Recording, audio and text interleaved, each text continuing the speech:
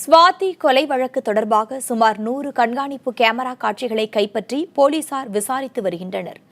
பல முக்கிய தடயங்கள் கிடைத்திருப்பதாகவும் குற்றவாளி விரைவில் பிடிபடுவார் என்றும் சென்னை மாநகர காவல் ஆணையர் ராஜேந்திரன் தெரிவித்துள்ளார்.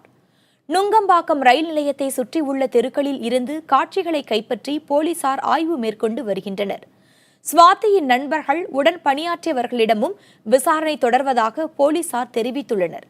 இந்த நிலையில் ஸ்வாதி வழக்கு விசாரணையில் காலதாமதம் ஏற்படுவது குறித்து விளக்கமளிக்க வேண்டுமென காவல் ஆணையர், ரயில்வே ஐஜி, பாதுகாப்பு படை ஆணையர் ஆகியோருக்கு மனித உரிமை ஆணையம் நோட்டீஸ் அனுப்பியுள்ளது.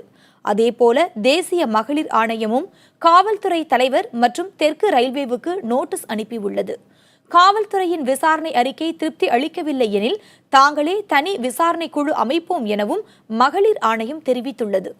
இதனிடையே ஸ்வாதி படுகொலை செய்யப்பட்ட நிகழ்வே இதுபோன்ற கொடுமைகளின் முற்றுப்புள்ளியாக இருக்க வேண்டுமென அவரின் தந்தை கேட்டுக் கொண்டுள்ளார்.